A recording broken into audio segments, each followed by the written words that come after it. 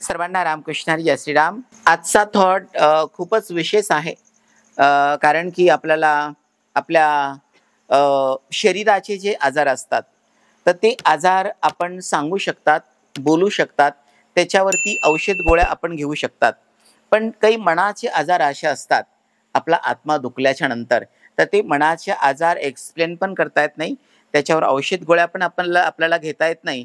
आणि विशेष मला असं वाटतं ते मानसिकतेनं, मेंटॅलिटीने, चांगल्या चिंतनाने, चांगल्या संगतीने मला असं वाटतं की थोडेफार ते बरे होऊ शकतात। पण शरीरापेक्षा मनाचे विचार, आत्म्याचे मनाचं दुःख, आत्म्याचं दुःख अतिशय धोकादायक, डेंजर असतं। म्हणून आत्मा कोणाचाही दुखवता कामा नये। कोणाच्या मनाला वाईट वाटेल असं बोलायचं नाहीये, कोणाचं मन दुखेल किंवा आपल्यापासून कोणाला त्रास होईल, कारण की आपण म्हणता ना, चापट मारली ना तर ती जखम बरी होते, पण तो जो अपमान झालेला असतो, त्याच्या मनाला त्यानं लावून घेतलेला असतो, हे कधीही बरं होऊ शकत नाही। म्हणून त्याला धोकादायक म्हटलंय। एकदा थॉट वाचून दाखवतो, okay. Diseases of the soul are more dangerous than those of the body. आत्म्याचे आजार शरीराच्या आजारापेक्षा जास्त धोकादायक असतात। गुरुदेवाने नेहमीप्रमाणे तुम्हाला सगळ्यांना सांगितलं की शरीराचा जो आजार असतो तर औषध गोळ्या यांनी औषधीने बरा होतो, पण जर एखाद्याचा आत्मा दुखलेला आहे, एखाद्याचं मन दुखलेलं आहे, तर हे औषध गोळ्यानं बरं होत नाहीये। तर त्याची मेंटॅलिटी म्हणजे उदाहरण, त्याला तुम्ही प्रेम द्या, त्याच्या मनासारखं बोला, त्याच्या आत्म्याला आनंद वाटेल असं बोला, त्याचं मन हलकं होईल असं बोला, किंवा चांगल्याच्या संगतीत गेल्याच्या नंतर चांगले शब्द आपल्याला ऐकायला मिळतात। चांगल्यांच्या संगतीत गेल्याच्या नंतर आपल्याला चांगलं श्रवण करायला मिळतं, आपल्याला चांगलं बघायलाही मिळतं आणि आपल्याला चांगलं अनुभवायलाही मिळतं। म्हणून शरीराच्या आजारापेक्षा आत्म्याचे आजार, मनाचे आजार हे खूप धोकादायक असतात। आणि म्हणून मी ह्या थॉटचा मीनिंग सांगायचे मी प्रयत्न केलेले आहेत।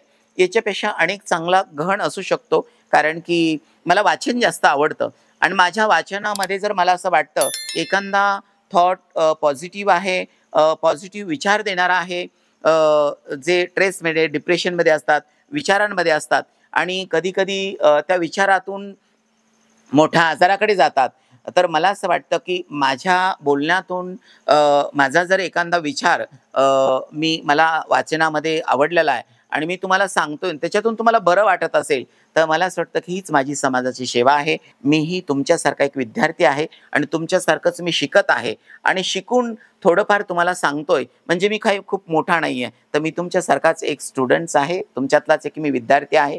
मी अपेक्षा करतो आपल्या सगळ्यांना समजलं असेल। सर्वांना रामकृष्ण हरी, जय श्रीराम। मी जर कोणाला उठवलं तर वाचाल का? ओम बेटा उठा। Diseases of the soul are more dangerous than those of the body. आत्म्याचे आजार शरीराच्या आजारांपेक्षा जास्त धोकादायक असतात। Good good good good good, खूप छान खूप छान खूप छान, छान वाचलं दादानी। मला असं वाटतं सिद्धांत वाचू शकतो बेटा, वाचा।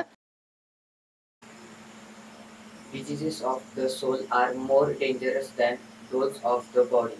आत्म्याचे आजार शरीराच्या आजारांपेक्षा जास्त धोकादायक असतात। Good good good good good good good. बघा, आपण सगळ्यांनी काम करायला पाहिजे। आध्यात्मिक जीवन जगत असताना आपल्या लाईफमध्ये आपण वेळेला फार महत्त्व दिलं पाहिजे। टाइम इज मनी। आपण जेवढा पैशाला महत्त्व देतात ना, तसं आपण वेळेला पण महत्त्व दिलं पाहिजे। आपण सकाळी ब्रह्ममुहूर्तावरती उठल्याच्या नंतर आपण सकाळी आपली सर्व दिनचर्या कशी असली पाहिजे, तर मला असं वाटतं सात्विक असली पाहिजे, सात्विक विचारांची असली पाहिजे। सकाळी ओमकार झाला पाहिजे, सूर्यनमस्कार झाला पाहिजे, आपल्याकडून महादेवावर थोडंसं जल वाहायला गेलं पाहिजे, आपण आचार्यांचे मोठ्यांचा नमस्कार झाला पाहिजे आणि मला असं वाटतं आपल्याकडून मंगल शब्द आपल्या वाणीतून बाहेर पडले पाहिजे। आपल्यापासून कोणाला तरी आनंद मिळतोय, आपल्याकडून भगवंताची भक्ती होते, आपल्याकडून गुरुवर्यांची सेवा होते, आपल्याकडून समाजाची सेवा होते, आणि माझ्याकडून कोणाचंही मन दुखल्या जात नाहीये. मी सर्व आत्म्यांचं मनांचं मी पूजन करतोय. हेच देवाचं पूजन आहे. मी अपेक्षा करतो आपल्या सगळ्यांना समजलं असेल. सर्वांना रामकृष्ण आणि जय श्री